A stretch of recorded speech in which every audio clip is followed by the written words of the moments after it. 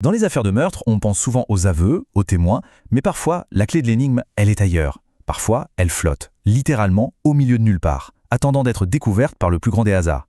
Eh bien, c'est exactement ce qui s'est passé dans l'affaire qu'on va voir ensemble. Lui, c'est Thomas Capano. Et cet homme, il est au sommet de la pyramide dans son État, le Delaware. Avocat riche, super influent, conseiller politique, bref, le genre de type qui semble absolument tout avoir. Sauf qu'en 1996, cette image parfaite, elle va voler en éclats mais d'une façon spectaculaire. Alors, les enquêteurs, ils ont bossé. Ils ont accumulé une véritable montagne de preuves.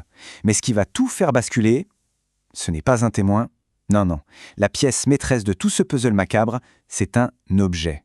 Un objet, mais d'une banalité, c'en est presque déconcertant. Oui, c'était une glacière. Une simple glacière à poissons. Alors la question c'est, comment est-ce qu'un truc aussi ordinaire a pu devenir la pièce à conviction numéro 1 dans un procès pour meurtre? C'est là que toute l'histoire bascule dans l'étrange. Ok, pour comprendre, il faut rembobiner. Et notre histoire, elle ne commence pas dans un poste de police, non, elle commence en pleine mer, avec une découverte qui, sur le moment, avait l'air de rien du tout. On est le week-end du 4 juillet 1996, fête nationale américaine. Imaginez un peu l'ambiance, une journée de pêche tranquille, en famille. Un certain Kenneth Chubb est là, à des kilomètres de la côte, et soudain, son fils aperçoit un truc qui flotte, tout au loin. Il s'approche et il remonte à bord une grosse glacière, une 150 litres à peu près, typique pour la pêche. Mais tout de suite, il y a un truc qui cloche. D'abord, il manque le couvercle.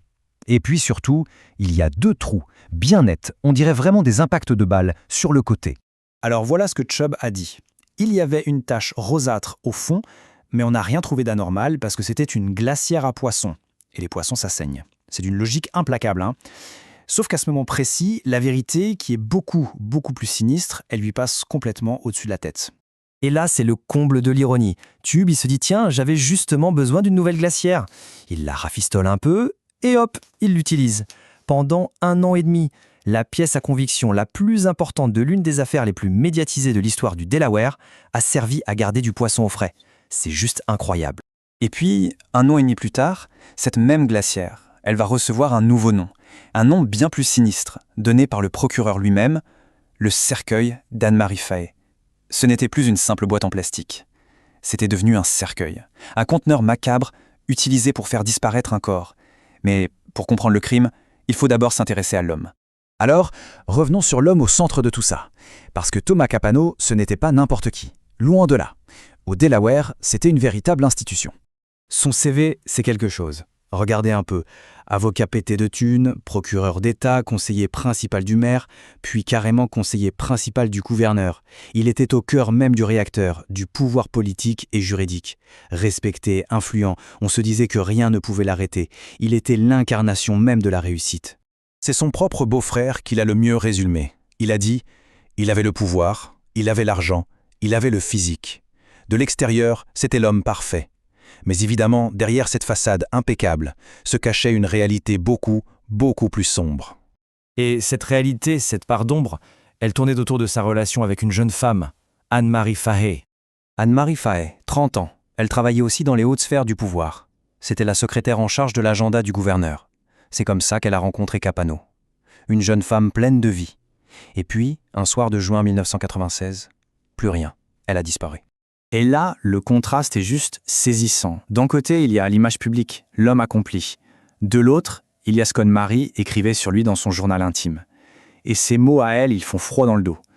Elle le décrit comme un maniaque, contrôlant, manipulateur, peu sûr de lui et jaloux. Alors, regardons un peu la chronologie de cette relation, parce qu'elle montre bien la spirale infernale. Ça commence en 94. Capano est marié, mais ils ont une liaison.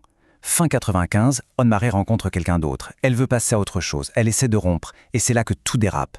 Début 96, Capano commence à la harceler au téléphone. Le 27 juin 96, elle accepte un dernier dîner avec lui. On ne la reverra plus jamais. Il y a cet email qu'elle lui a envoyé, ça glace le sang. Elle écrit « Tommy, tu m'as fait peur ce week-end. Ça me fait vraiment flipper quand tu appelles toutes les demi-heures. » On sent la peur, on sent qu'elle est piégée dans cette relation toxique, avec un homme qui refuse tout simplement de la laisser partir. Donc après sa disparition, évidemment, les enquêteurs se mettent au travail. Ils commencent à essayer d'assembler les pièces du puzzle. Mais au début, c'est compliqué. Ils n'ont pas de corps, pas d'arme du crime, juste un suspect. Un homme très puissant qui refuse de coopérer. Au final, l'État va présenter 235 pièces à conviction. C'est un chiffre énorme, 235.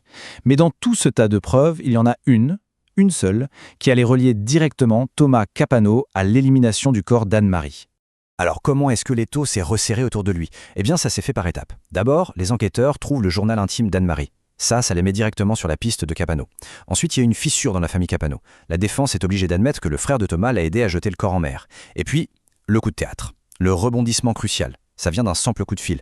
Un citoyen, un ami du pêcheur, qui entend les infos, il entend que la FBI cherche une glacière, et là, tilt, il fait le lien avec celle que son copain a trouvée en mer 2 ans avant. Et d'un coup, tout s'emboîte. La fameuse glacière refait surface. Et avec cette glacière, maintenant une preuve physique irréfutable, le dossier contre l'homme le plus puissant du Delaware était enfin solide. La façade, elle, était complètement détruite.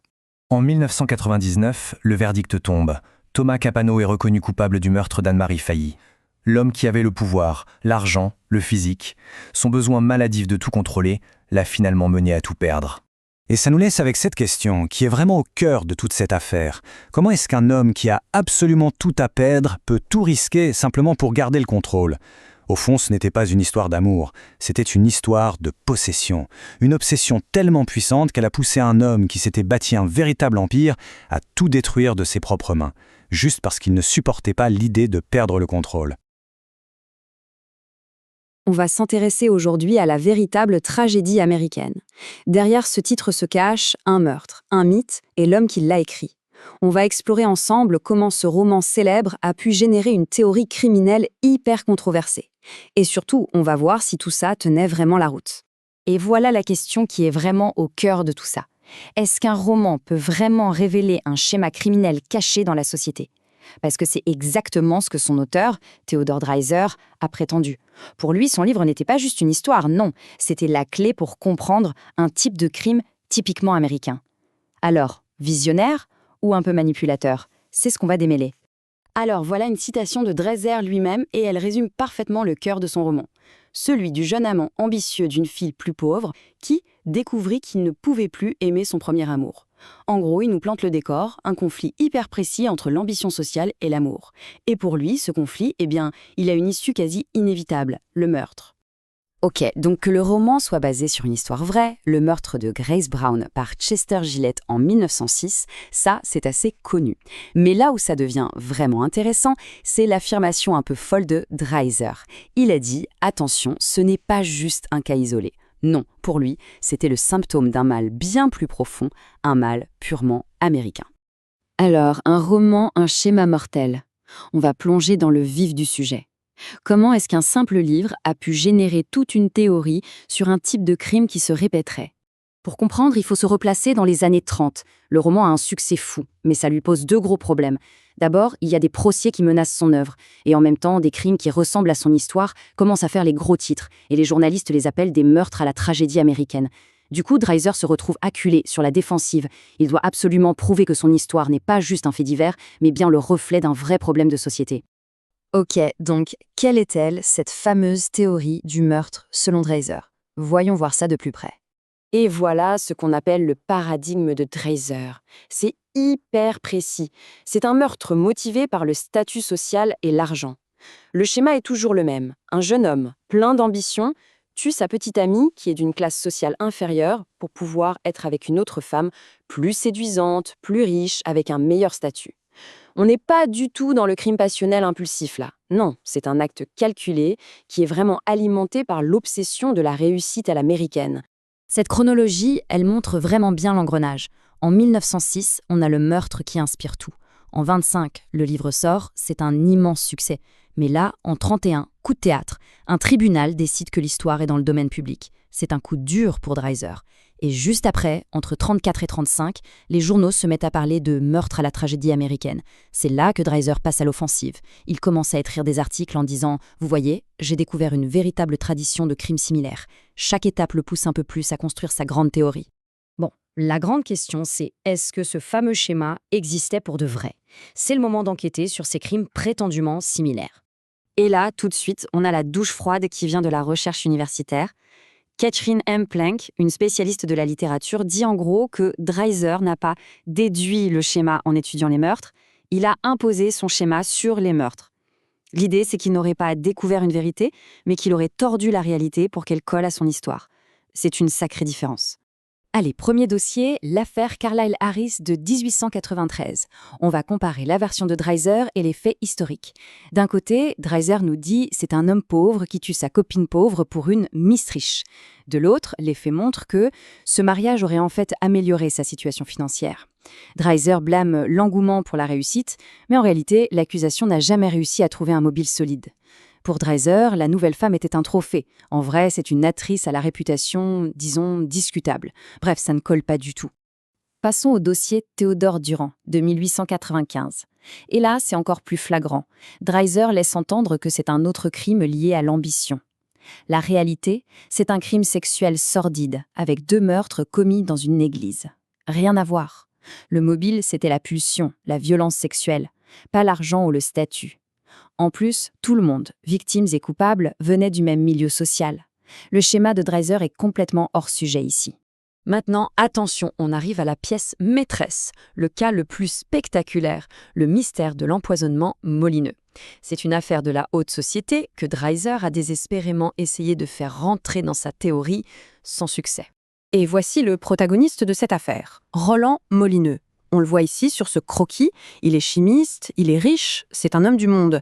On est à des années-lumière du jeune loup aux dents longues et sans le sou du roman de Dreiser. Lui, il avait déjà tout. Et le cadre, ce n'est pas non plus la petite ville de province. Non, on est au Knickerbocker Athletic Club de New York. Le monde des millionnaires, des champions, un univers de luxe et de privilèges.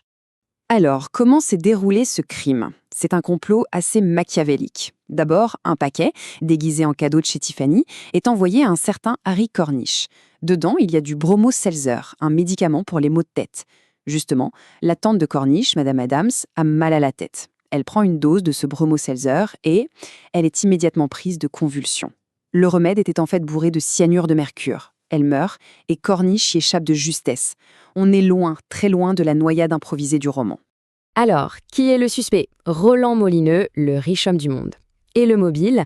Ce n'est pas de grimper l'échelle sociale pour épouser une riche héritière. Non, le mobile, c'était la vengeance contre un rival, un autre homme. Donc le suspect, la victime visée, le mobile, rien, absolument rien ne colle avec la théorie de Dreiser. Ce tableau, c'est le verdict final, c'est sans appel. D'un côté, le schéma de la tragédie américaine, un homme pauvre et ambitieux qui tue une amante de classe inférieure pour un gain social. De l'autre, la réalité de l'affaire Molineux, un homme riche et établi qui cible un rival masculin par vengeance avec un complot hyper calculé. C'est l'exact opposé sur toute la ligne. Alors, si les faits ne collent pas, qu'est-ce qui se passe vraiment ? Pourquoi Dreiser s'est-il entêté ? C'est le moment de voir comment un auteur peut créer un mythe. Et là, c'est le point le plus important. Ce n'était pas une simple erreur de recherche de sa part. Dreiser connaissait l'affaire Molineux sur le bout des doigts. Il avait même commencé à écrire un roman dessus, avant de laisser tomber. Pourquoi ? Parce qu'il savait que ça ne collait pas avec sa grande idée. Il a donc sciemment choisi d'ignorer ou de tordre les faits. Et on en revient à la citation de Catherine Planck, qui résume tout parfaitement. Les erreurs de Dreiser ne sont pas celles d'un chercheur un peu distrait, mais bien celles d'un écrivain imaginatif qui emprunte à l'histoire pour soutenir sa fiction. Il n'agissait pas en historien ou en journaliste, mais en artiste. En fait, son objectif n'était probablement pas de tromper pour le plaisir, il a créé cette tradition de crimes similaires pour donner un poids immense à son roman. Il voulait que son histoire ne soit pas vue comme une fiction, mais comme la démonstration d'une vérité sociale inévitable sur l'Amérique et sa soif de réussite. Ce qui nous laisse avec une question assez vertigineuse au final. Quand un auteur réécrit l'histoire, non pas pour mentir, mais pour essayer de nous faire toucher du doigt une vérité qu'il juge plus profonde, est-ce qu'on doit appeler ça un mensonge ou est-ce que c'est tout simplement de l'art ?